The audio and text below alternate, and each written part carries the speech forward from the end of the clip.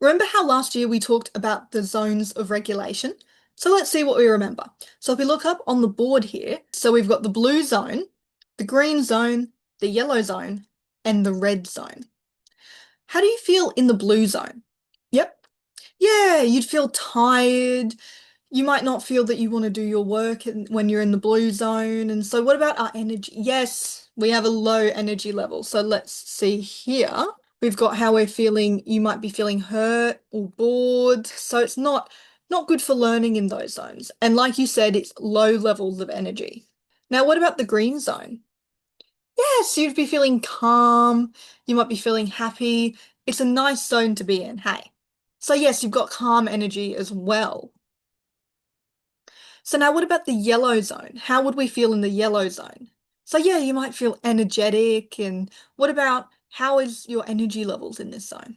High energy, hey. So yeah, you could be frustrated, worried, or energetic. So some of those are positive and some of those are negative. So for instance, if you're feeling energetic, that's very good for if you're in sports. However, if you're sitting an exam, it's probably better to be more in the green zones and feelings in the green zone of feeling focused. So yes, we've got higher energy and stronger feelings as well. So what about the red zone? Yeah, you might feel a bit angry, you're not happy. So let's see what we have here. But you could also be overjoyed. You could feel some good and some bad, but if you're too overjoyed, you can't be doing your work. So yeah, you could be out of control, angry or terrified. It's extremely high energy. Has anyone heard the term emotional regulation before? And self-regulation? Yeah. So if you imagine you've just had lots of sugary foods, you're coming in from lunch and you're feeling energetic. Now, which zone was, yes, the yellow zone. Amazing. So you're about to start your English lesson. How can we move towards feeling more calm, more in the green zone?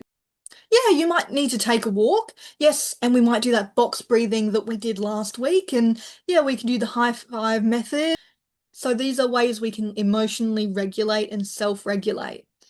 And so this can help with any higher energy emotion.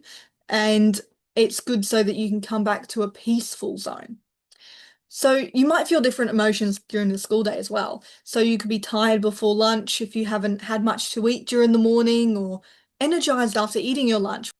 So it's very important to acknowledge and manage your feelings. And so what we're going to do this term in technologies is get into groups two or of 2 to 3 to design and code a tool to help us acknowledge and respond to our zone of regulation during the school day using our microbits. Then we'll present the design idea and algorithm to the class and provide feedback to the peers.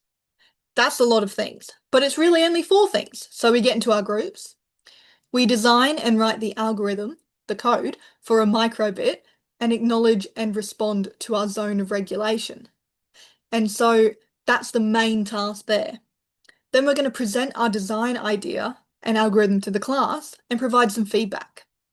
So the most important thing we have is to work respectfully with your group, be respectful of the other groups, and be very careful and respectful to our technology, the microbits that we're using. And so before that, let's think about how we can succeed in the task. What design criteria could we use to evaluate our peers' designs? So I'm going to start us off. What materials can we use to make the design more sustainable?